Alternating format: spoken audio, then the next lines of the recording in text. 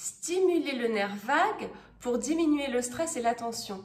Derrière des palpitations, des troubles du sommeil, de l'irritabilité, des reflux, des difficultés de digestion, de l'irritabilité, des douleurs, peut se cacher un phénomène mal connu, la dysfonction du nerf vague. On en parle dans cette vidéo.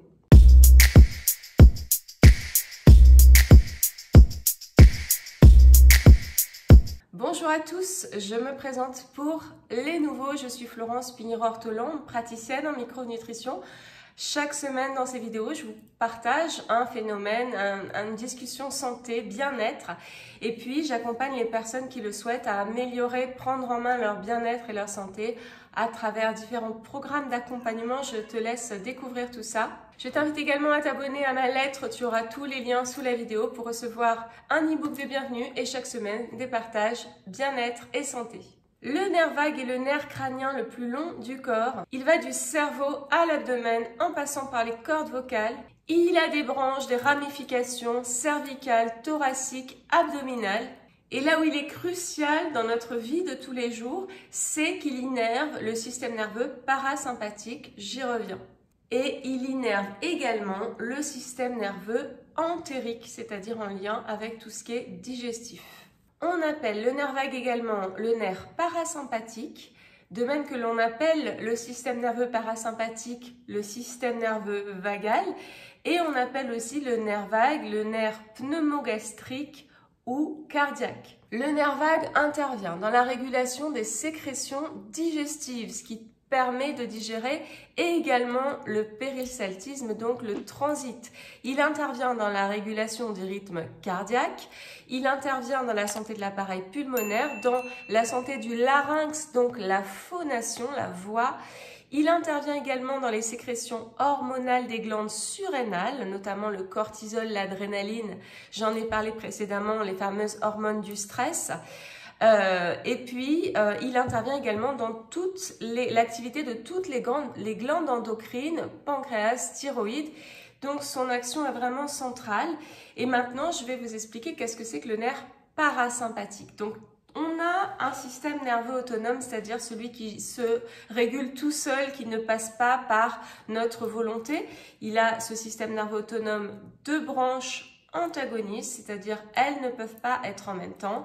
La branche orthosympathique, dite aussi sympathique, qui permet au corps de faire face à l'action, j'y reviens après, et la branche parasympathique qui, à l'inverse, permet au corps de se relaxer, de mieux dormir et d'assurer les fonctions de digestion et de repos. Donc, regardons de près ces deux branches. Donc, le système nerveux orthosympathique, il vous permet d'être vigilant, de faire face à l'action.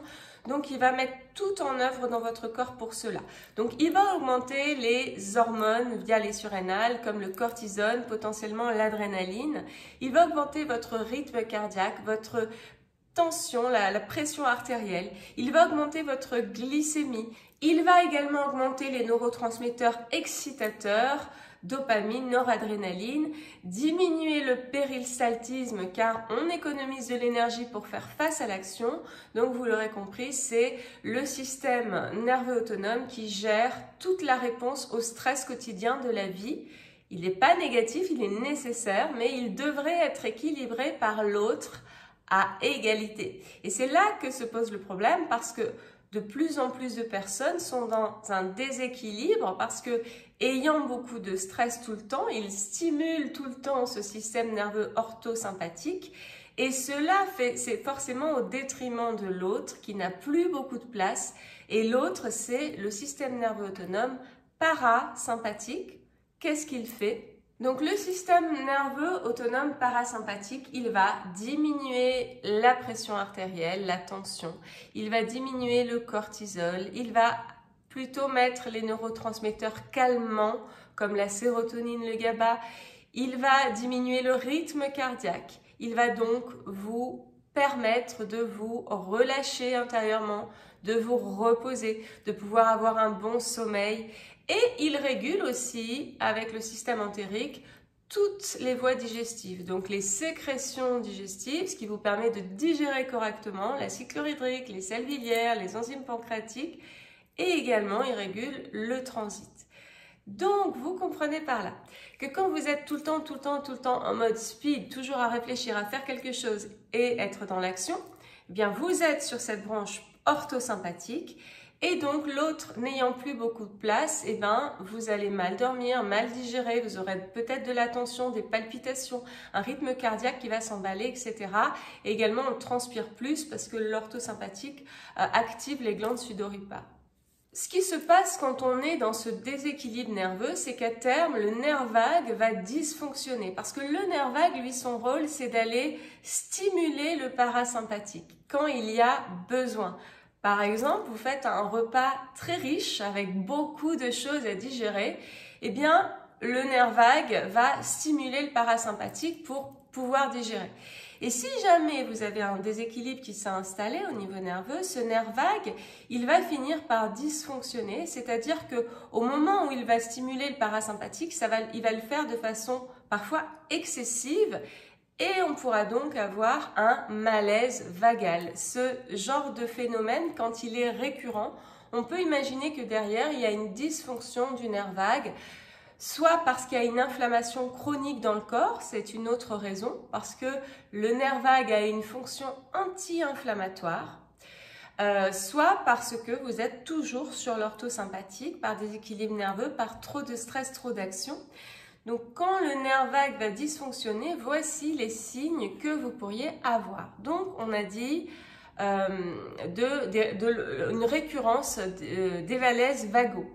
De l'inflammation également, parce que le nerf vague, il a une visée anti-inflammatoire et si ce nerf-là commence à moins bien fonctionner, vous aurez une augmentation du terrain inflammatoire, même si, comme toujours, il y a d'autres raisons à ça. Vous pourriez avoir une transpiration excessive, vous pourriez avoir une hypersalivation, une hyperproduction d'acide dans l'estomac et les aigreurs qui vont avec, des épisodes subis de diarrhée, même si encore une fois il y a d'autres raisons potentielles à tout cela, une perte de voix, la dysphonie et de l'hyperanxiété, c'est tout ce qui pourrait nous faire penser à une dysfonction du nerf vague et également bien sûr des difficultés de digestion et des palpitations, une accélération du rythme cardiaque, de l'hypertension. C'est pour ça que je voudrais attirer votre attention sur ce phénomène qui touche tellement de gens avec des répercussions très courantes aujourd'hui. Ça mérite qu'on s'y penche. Pour revenir sur le malaise vagal, il est dû à un ralentissement subi du rythme cardiaque par suractivation du parasympathique au moment où on en aurait besoin, comme une émotion forte ou un repas très riche ou les deux en même temps. Et bien donc cette suractivation du parasympathique tellement excessive va faire ralentir le rythme cardiaque d'un coup et donc il y a malaise. C'est intéressant de comprendre ce phénomène. Passons maintenant à voir comment rééquilibrer votre système nerveux et comment stimuler doucement et régulièrement votre nerf vague pour cela. Alors d'abord, je voulais vous présenter le livre connu et excellent du Dr Habib qui s'appelle « Activez votre nerf vague » qui a le mérite d'avoir fait connaître ce phénomène et de l'avoir répandu et qui est un outil également pratique. Donc si vous voulez en savoir plus, n'hésitez pas à acheter ce livre qui est très intéressant. Alors moi, ce que je vous propose, c'est des méthodes pratiques pour régulièrement activer votre nerf vague chaque jour de façon à rééquilibrer votre système nerveux. Il y a des choses qui permettent d'activer le parasympathique. Première chose déjà, c'est l'expiration. Alors peut-être que vous avez beaucoup entendu parler de la respiration en cohérence cardiaque. Je voudrais quand même émettre un petit bémol sur cette respiration, ou du moins sur le rythme de cette respiration. La respiration en cohérence cardiaque est excellente pour améliorer le bien-être intérieur, mais toutefois, on peut la faire de différentes façons. On peut faire 5 en temps d'inspiration et 5 en temps d'expiration. Mais si on veut vraiment rééquilibrer son système nerveux pour activer le parasympathique qui n'était pas assez présent parce qu'on est un petit peu dans l'action, eh bien il faut expirer plus longtemps que ce qu'on inspire. Et pour cela, c'est très simple. Soit vous comptez dans votre tête jusqu'à 4 en inspirant et jusqu'à 6 en expirant, soit vous téléchargez l'application gratuite Respirelax Plus. Et dans les petits paramètres en haut à droite, vous allez mettre le mode relaxant qui va immédiatement, donc augmenter le temps d'expiration et diminuer le temps d'inspiration. Et cela, vous pouvez le faire quelques minutes par jour. Ça vous permettra d'activer votre système nerveux parasympathique. C'est pour ça que je le propose souvent avant les repas pour mieux digérer. Mais on peut aussi bien sûr le pratiquer le soir pour mieux dormir. Une autre méthode intéressante à savoir qui va être bénéfique à plusieurs niveaux, c'est le fait de manger lentement en mastiquant lentement.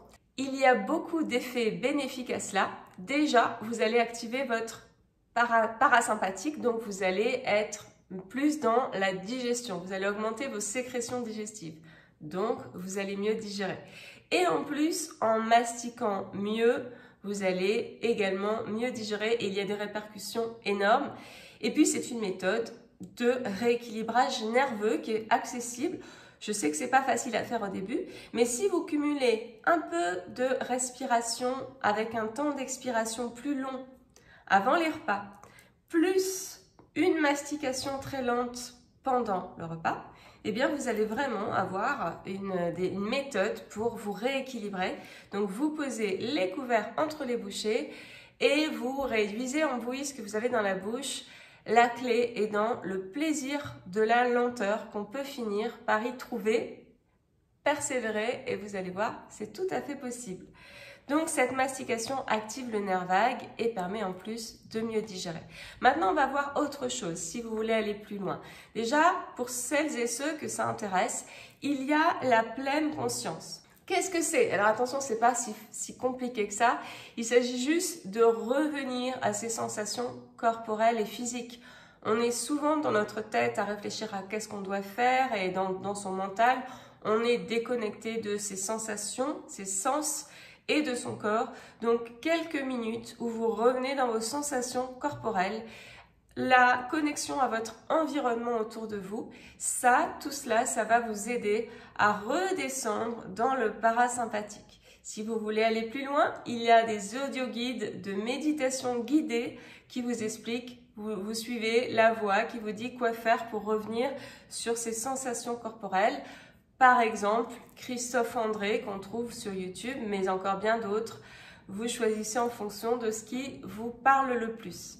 Le matin, quand vous vous levez, une méthode pour activer votre nerf vague et donc système nerveux parasympathique, c'est une fois que vous avez pris votre douche à la température que vous voulez, vous terminez par un jet d'eau froide. Et ça, c'est bien vraiment pour activer le parasympathique. Vous commencez par les jambes, donc franchement, en commençant par les jambes, c'est beaucoup plus acceptable.